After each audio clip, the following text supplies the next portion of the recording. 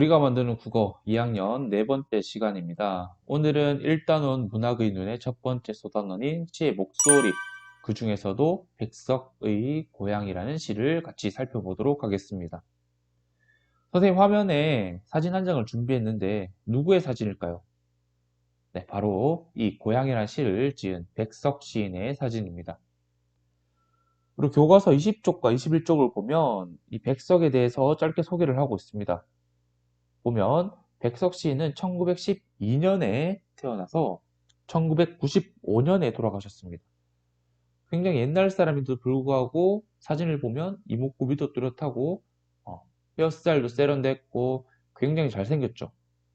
그래서 저는 이 시인을 굉장히 좋아하는데 잘생겨서도 그렇고 이분의 시 쓴 스타일, 시의 내용들이 굉장히 선생님한테 많은 감동을 주기 때문입니다. 이 백석이라는 시인의 시를 전체적으로 보면요. 굉장히 방언을 즐겨 사용하고 있어요. 즉, 사투리를 많이 사용해서 굉장히 한국적인 느낌, 지역적인 느낌, 토속적인 느낌을 많이 시에 드러내고 있다.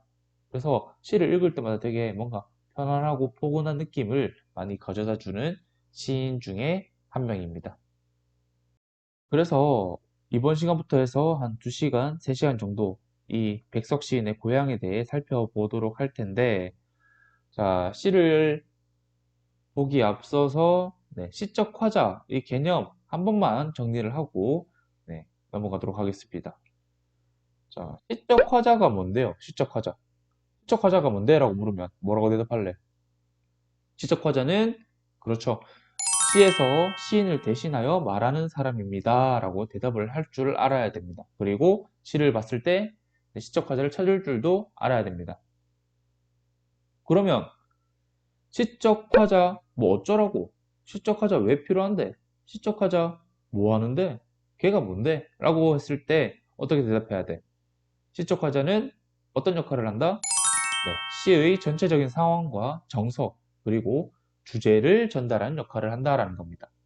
시적 화자가 누구냐에 따라서 어떤 연령의 어떤 성별의 어떤 상황에 있는 사람이냐에 따라서 같은 소재를 가지고도 다르게 표현되고 어떤 다른 느낌을 드러낸다라는 겁니다. 그렇기 때문에 시에서 시적 화자는 굉장히 중요하다라는 걸 지난 시간까지 우리가 여러 번 배웠습니다. 자, 그래서 오늘부터는 이제 교과서 20쪽에 있는 백석의 고향에 대해서 살펴볼 텐데, 일단 시를 한번 읽어봐야 되겠죠. 선생님이 이 시를 읽을 테니까 여러분들은 눈으로 또 입으로 같이 따라 읽도록 합니다. 알겠죠? 선생님 한번 읽어보겠습니다. 고향, 백석. 나는 북간에 혼자 알아두어서 어느 아침 의원을 베이었다. 의원은 열애같은 상을 하고 관공의 수염을 드리워서 먼 옛적 어느 나라 시선 같은데 새끼 손톱 길게 돋인 손을 내어 묵묵하니 한참 맥을 짚더니 문득 물어 고향이 어디냐 한다. 평안도 정주라는 곳이라 한지 그러면 아무개씨 고향이란다. 그러면 아무개씨를 아느냐 한즉 의원은 빙긋이 웃음을 띠고 막역지간이라며 수염을 쓴다.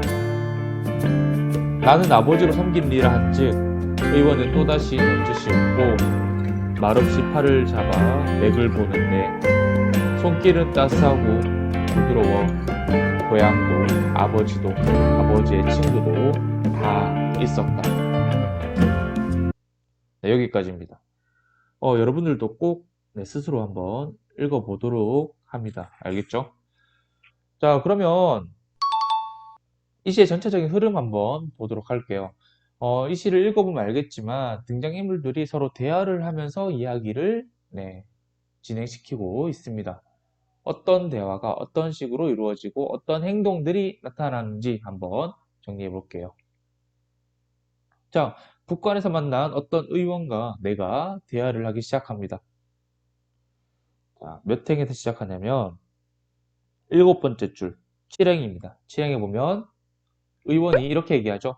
그대는 고향이 어딘가? 라고 물었을 때 발행에서 나가 이렇게 대답합니다.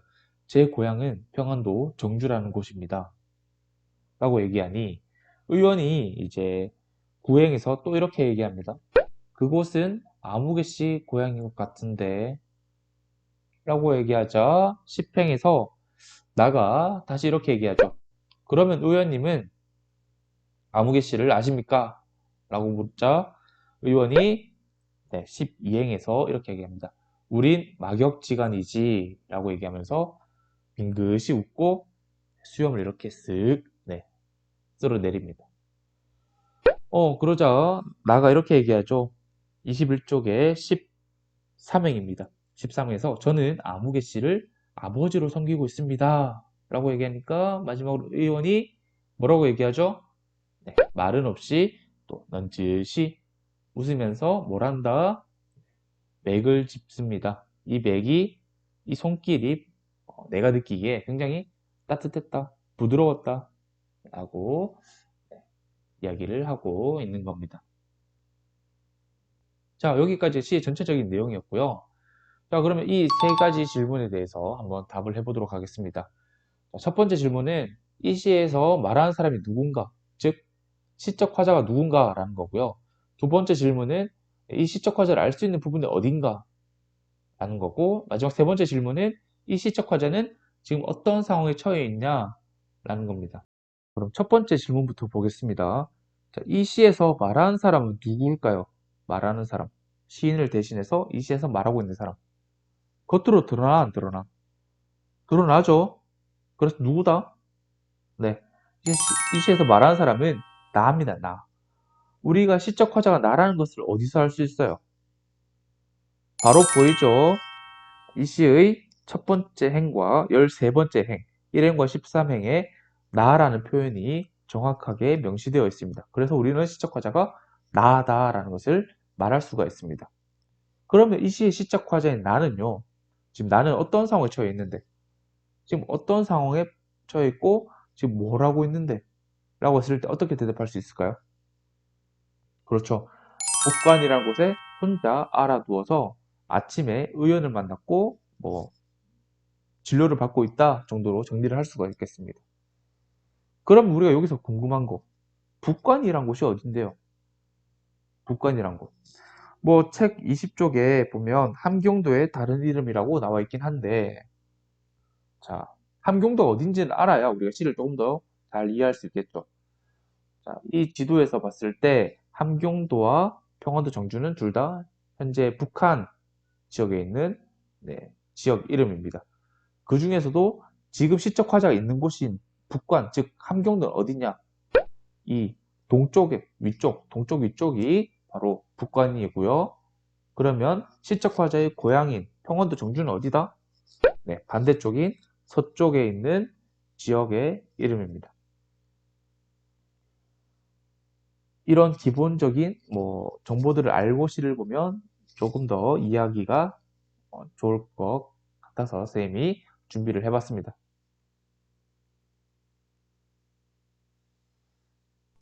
자, 다음 질문입니다. 자, 네 번째 질문은 이 시적 화자는 그러면 뭐에 대해서 이야기를 하고 있는지, 그리고 다섯 번째 질문은 이 시적 화자가 고향이나 가족에 대해서 어떤 감정, 어떤 정서, 어떤 관점을 가지고 있는지, 마지막으로 그 근거는 어디서 우리가 찾을 수 있는지 질문에 대해서 답을 해보도록 하겠습니다.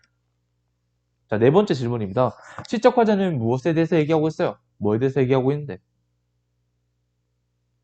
수시를 쭉 봤을 때 지금 낯선 곳에서 혼자 아파 누워 있다가 병원을 갔는데 그 병원의 의사가 나랑 같은 지역 출신의 공통 분모가 있는 사람이었다. 그래서 맥을 짚는데 그 손길이 너무 따뜻했다. 더 따뜻하게 느껴졌다라는 거니까 바로 고향 그리고 가족에 대해서 이야기를 하고 있습니다. 그럼 이 시적 화자가 이 고향이나 가족에 대해서 어떤 감정을 가지고 있어? 고향이란 곳이 나 다시는 가지 않을래. 가고 싶지 않아. 라는 부정적인 공간인가요? 아니면 아, 그리워, 가고 싶어, 보고 싶어 하는 긍정적인 공간일까요? 네, 이 시의 시적 화자는요, 지금 고향을 정겹고 친근한 장소로 보고 있고요. 또 고향이나 가족을 따뜻하고 어떤 그리움을 느끼게 하는 대상으로 바라보고 있다라는 것을 우리가 알 수가 있습니다. 우리가 어디서 찾을 수 있는데 그거를 바로 제일 마지막에 16, 17행에 보면요. 손길은 따스하고 부드러워 고향도 아버지도 아버지의 친구도 다 있었다라는 표현에서 우리가 어떤 시적 화자가 이 고향이나 가족에 대해서 따뜻하고 부드럽고 친근하고 그림을 느끼는 긍정적인 공간으로서 느끼고 있구나 라는 것을 알 수가 있습니다. 다음 질문입니다. 이번에는 이 시에서 말하는 사람, 즉 시적 화자의 정서 변화에 대해서 한번 살펴보겠습니다. 이 시의 시적 화자는요, 어떤 상황에 따라서 정서, 기분, 태도가 조금씩 네, 변하고 있습니다. 어떻게 변하는지 한번 볼게요. 자, 세 가지 상황이 있습니다. 첫 번째 상황에서는 낯선 타향, 즉 북한이란 곳에서 혼자 알아 누워 있습니다. 아무도 모르는 곳에서 혼자 있는데 그것도 되게 쓸쓸한데 또 아파. 기분이 어때요?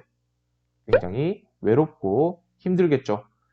자, 근데 이 아픈 상황에서 그 다음 아침에 병원을 갑니다. 병원을 가니까 의사가 있었겠죠? 근데 그 의원이 아버지와 굉장히 절친한 막역지간 사이임을 알게 됐어요. 그때 나의 기분 어떤데? 당연히 반갑겠죠. 나랑 직접적으로 아는 사이가 아니지만 같은 고향을 공유하고 있고 그 다음에 또 같은 공통의 매개를 가지고 있는 사람을 만났다라는 것은 굉장히 반가운 일입니다. 자, 그 의원이요. 이런저런 얘기를 나누다가 이제 말없이 웃으면서 진맥을 해줬어요. 이때 기분은 당연히 따뜻하고 친근했다, 부드러웠다 라는 겁니다. 이런 식으로 이 시의 시적 화자는 정서가 감정이 변화하고 있다라는 것을 우리가 알 수가 있겠습니다.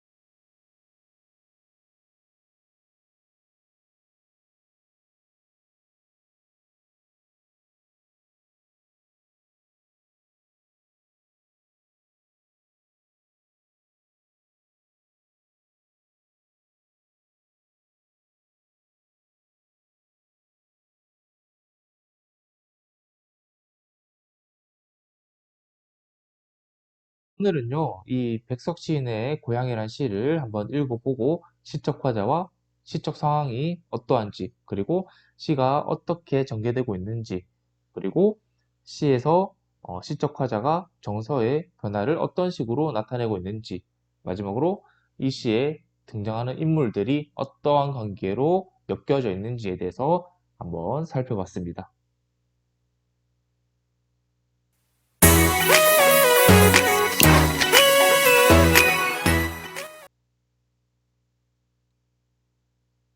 자, 오늘 고향이라는 시를 한번 대략적으로 살펴봤는데 선생님이 또 고향과 관련된 질문 4가지를 준비했습니다.